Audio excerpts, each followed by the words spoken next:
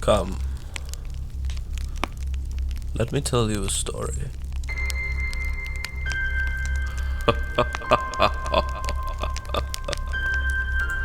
Tales of wonder, tales of light and dark. What the hell is that? I love you. Don't you see? There are all manner of stories here, for I am the art.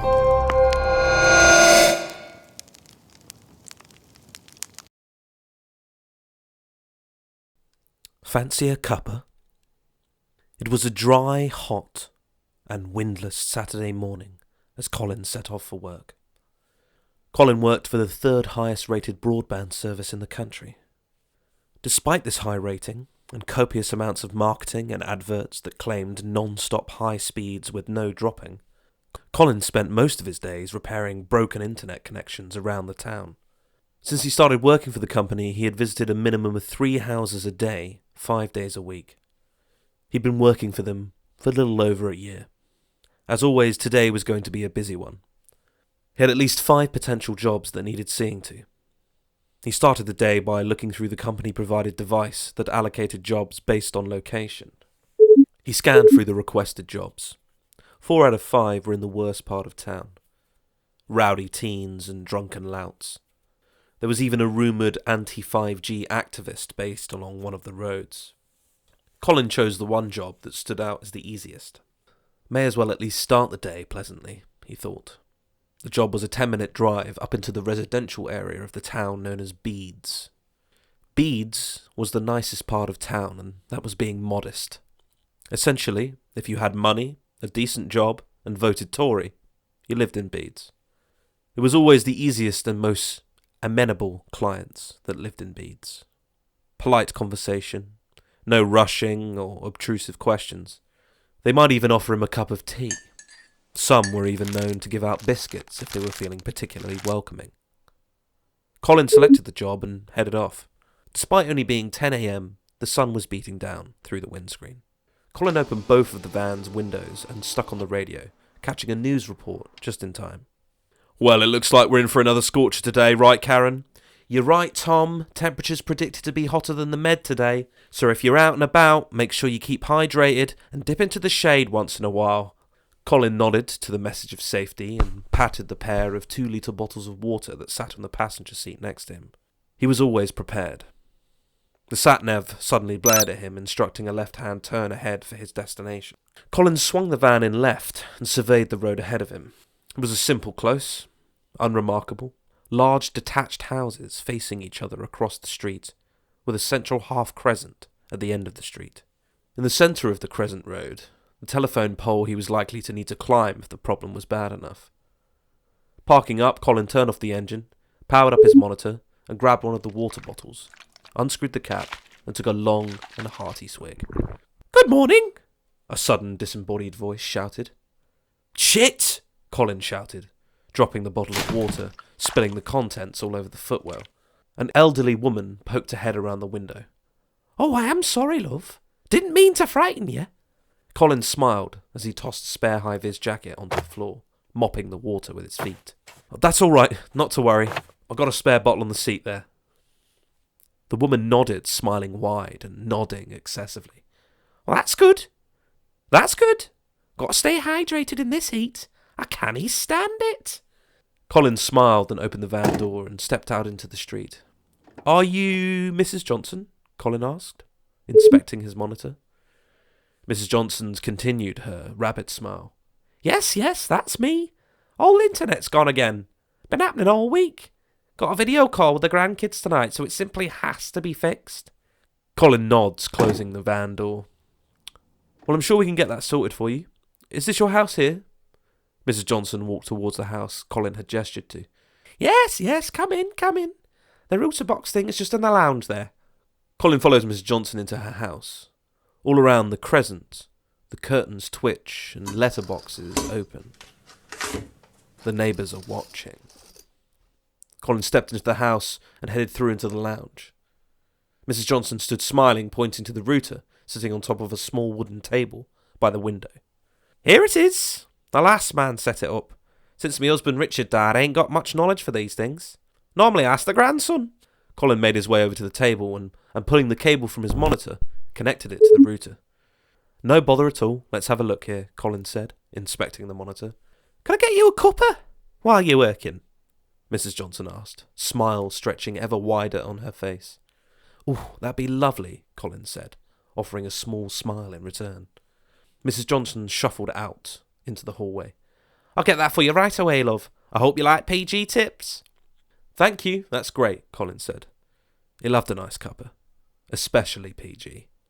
That was his tea. The monitor in his hand beeped.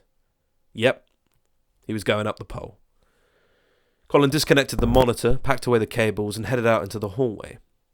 Looking into the kitchen, he spotted Mrs. Johnson pottering around the sink, filling up the kettle. I've got to pop outside, love. It's going to be a pole job, unfortunately. Mrs. Johnson turned slowly, her teeth glinting in the sunlight as she smiled back at him. Oh, that's a shame.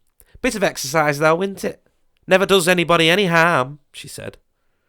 Colin laughed gently and headed out the front door. Colin looked around the street and noticed that windows with blinds obscuring their interiors that were previously closed now stood open, the blinds pulled up or back. Well, it was a hot day after all, he thought. At his van, Colin opened the back door, pulled on his clean high-vis jacket, grabbed a fold-away ladder, and then stepping to the passenger side door, grabbed his second and last bottle of water. He unscrewed the lid and turned back into the street. Stood in front of him waiting, an elderly man, grinning like a loon. Colin gasped as he dropped his water to the floor, spilling its contents onto the hot concrete street, releasing a cloud of small wisps of steam. "You're right there, lad. You here to fix the poxy internet, are you?" the man asked, standing a little closer than Colin found comfortable. Yeah, heading up the pole now. Check it out. Have you been having trouble as well?" Colin asked as he picked up the now empty water bottle and tossed it into the van with its companion. "Oh no, not me. Don't use the stuff, don't believe in it. Rots your brain, I say. Sorry about your water there. Can I get you a cup of tea as recompense?" Colin lifted the ladder up and made his way to step away from the old man. No, that's all right. Mrs. Johnson's getting me one just now. No need to worry." The old man laughed and began walking towards his house next door to Mrs. Johnson's. "What, Deirdre? Deirdre? Next door? Couldn't make a decent cuppa if her life depended on it. I'll get you one now. Yorkshire. Man's tea." Colin began to eject, but the man was already in his house. Sighing, Colin made his way over to the pole. Setting the ladder against it, he locked in the braced legs to the tarmac and tied the support line around the pole. Then he climbed. All around the street, doors began to open, and neighbours poked out their heads. Like rats from their holes, they smelled something fresh. Their doors closed. The synchronised sound drew Colin's attention. Looking down, he saw Mrs. Johnson slowly walking towards him, a shaking tray holding a mug of tea. "I've got your tea. Shall I leave it on the wall here for you, love?" she shouted up. Colin nodded and held up a thumb. "That's great, Mrs. Johnson, thanks very much." Colin turned back to the pole and began his work. What a mess someone had left up here for him. Looked like someone had fused multiple cables into one outlet. Essentially, people on this street with the same provider were sharing the same internet connection. No wonder it kept dropping out, Colin thought. The sun continued to rise as Colin worked, a sweat on his brow dripping down onto the street below. "Well, you look like you could use a drink."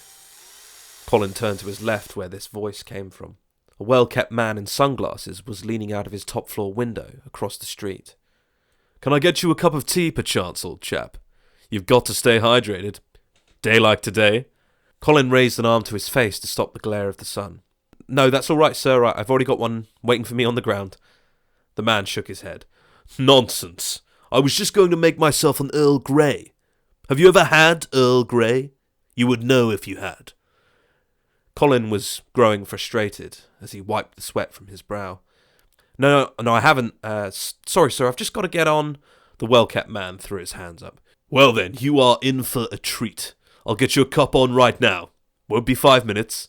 Before Colin could respond, the man had disappeared from the window.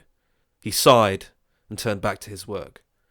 These people would not stop. From below, the toothy old man had appeared and placed his cup of the Yorkshire on the wall next to Mrs. Johnson's PG Tips. He shouted up to Colin, "Here you are, lad. Cup of the Yorkshire." Colin tried to ignore him. Toothy man put his hand on the ladder and shook it a little. "Hey up! I said I've got your Yorkshire." Colin spun his head round wildly. "Sir, do not touch the ladder. It's dangerous for us both, okay? Just put it down." Toothy old man nodded happily and placed the mug of tea on the wall. From the top of the street, a couple of children ran wildly out of their house, heading for Colin's ladder. Excuse me, man on the ladder."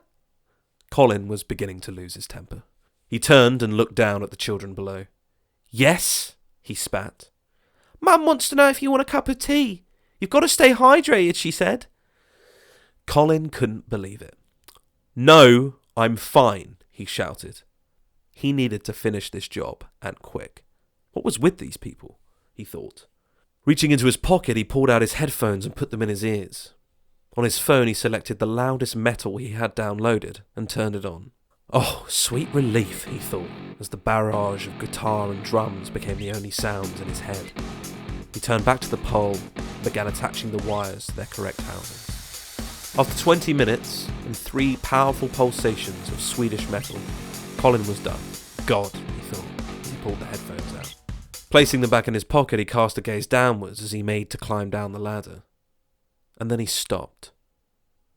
Colin couldn't believe what he was seeing. The entire street was full of people, all of them holding cups of tea. "I've got your Earl Grey, old boy." "Oh, son, your PG is getting cold now. Shall I get you another?" "Nonsense, the Yorkshire's good to go." "Bollocks to those. Have a ginseng." "Or maybe some peppermint." "You're all mad. He's an oolong man, I can tell." They circled around his ladder, a flurry of arms clutching china, plastic and porcelain. Colin panicked and shouted down to the swell of politeness. "Please, everyone, step back. I need to climb down now." The crowd brayed and shouted their teas on offer once again.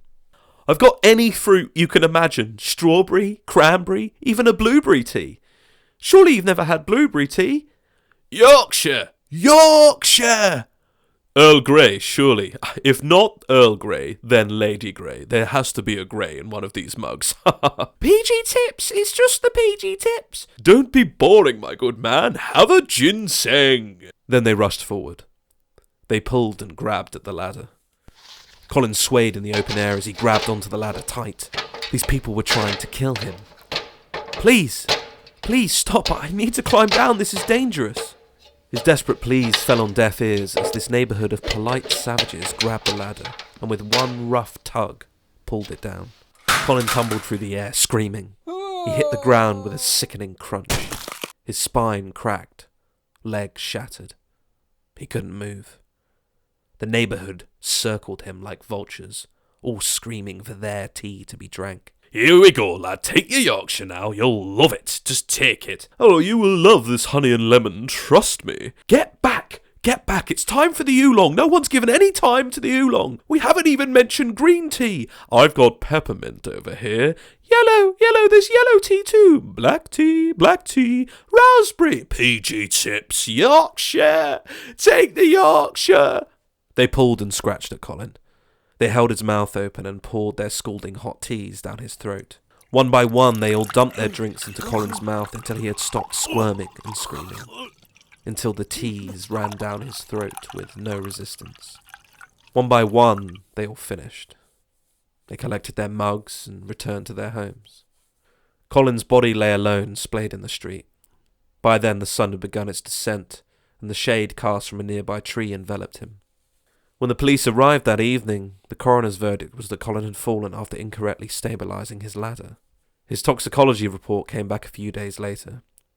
For a man found dead in the street, on such a scorcher of a day, he was remarkably well hydrated.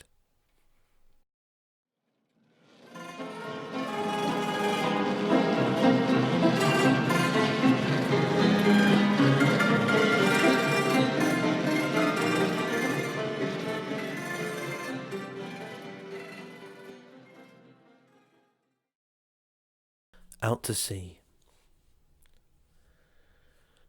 Adam had always wanted to go on a boat. Maybe it was because he had grown up so far from the sea. So throughout the 10 years of his young life, he had always loved looking at images of boats, films and books about boats. He would always tell his parents that he wanted to be a pirate or join the navy, whichever job was the quickest to get him on a boat. He loved the way they looked as they cruised across that endless blue ocean, the way the sails lifted up like great angels' wings, catching the wind and carrying them through stormy seas. Whenever Adam couldn't sleep due to the sounds of the bombs outside his bedroom window, Adam would imagine he was on a boat, floating on a calm and steady ocean.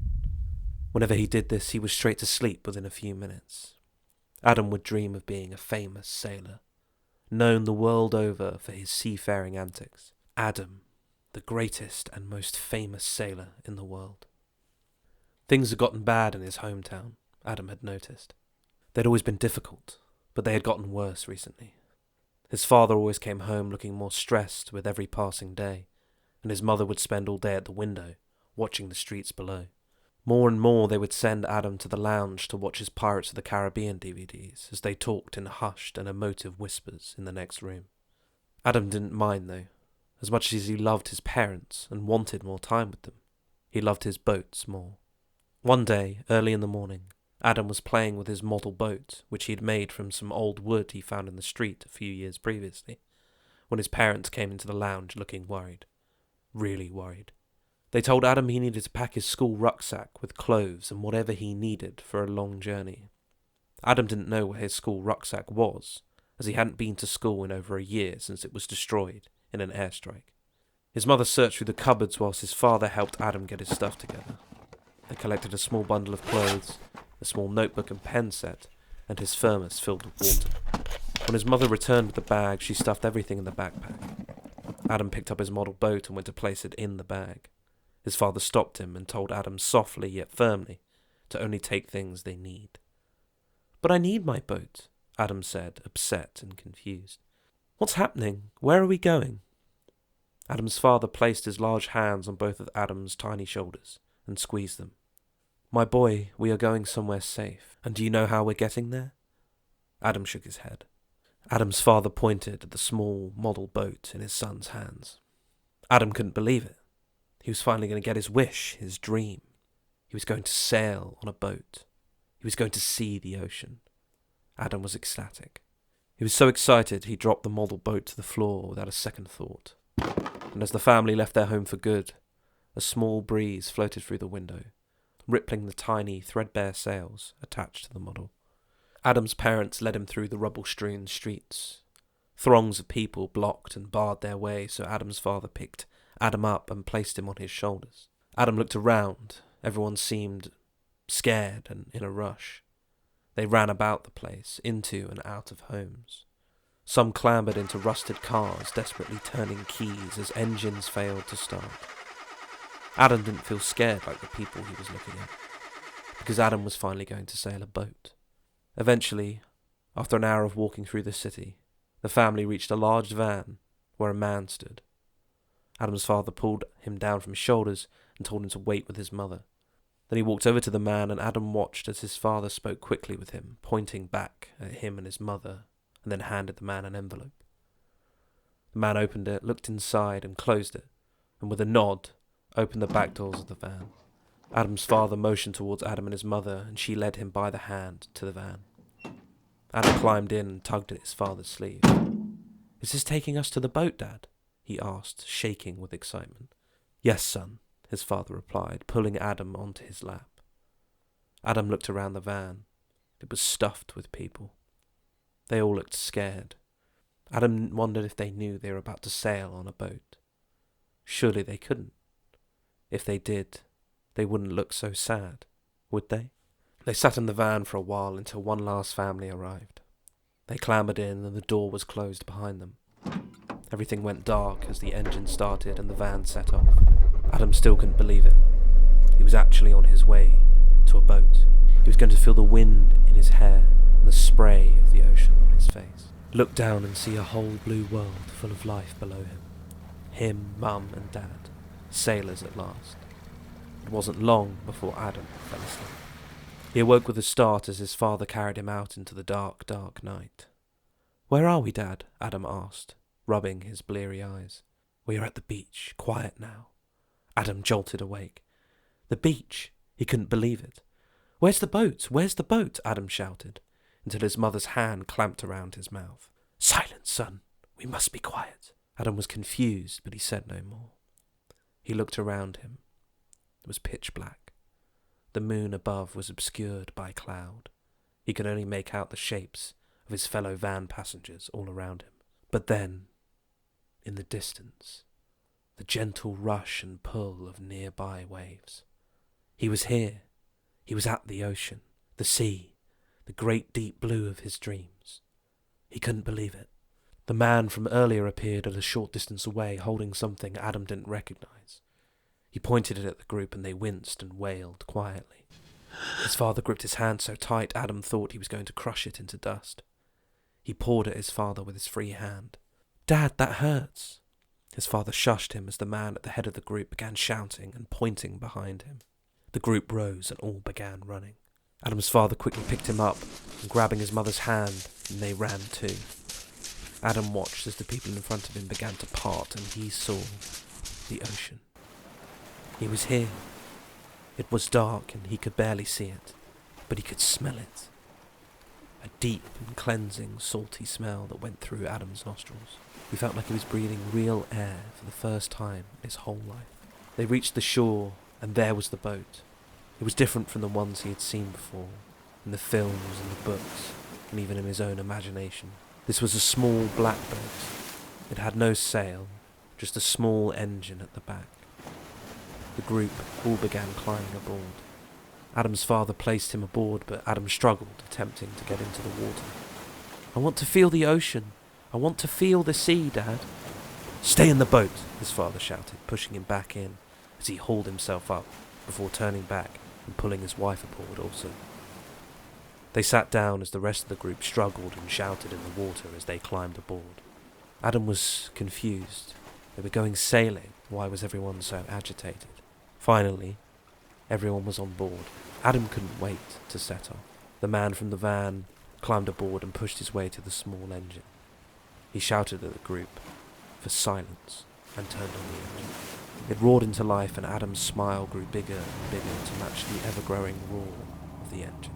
The boat set off, casting ripples as it made its way through the waves. Adam turned to face the rear and watched the beach behind grow smaller and smaller. He was here, a sailor on the seven seas. He waved to the land as it disappeared into the night, as his father pulled him to his seat. "Stay still, son," he whispered, an arm wrapping around him. Adam looked at the faces around him. No one was as happy as he was. Some cried, some were silent. None looked out at the sea around them. It was almost as if they didn't even know it was there. Adam didn't understand.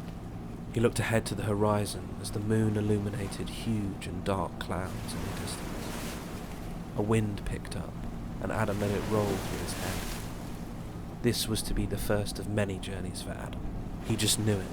He leaned back into his parents' arms, closed his eyes, and fell asleep, dreamed of the open ocean around him. The next morning, once the storm had cleared, rescue workers collected the debris of the broken boat on the shore and counted the dead. A photographer managed to break through the police cordon. She had spotted something in the distance on the shoreline, half submerged in the waves. She rushed towards it and, bringing her camera to her face, took the picture. By that evening, the picture had circulated across the internet, spanning the entire globe. Adam's small body blanketed in the gentle surf, a smile on his face. He had made it. He had become the most famous sailor in the world.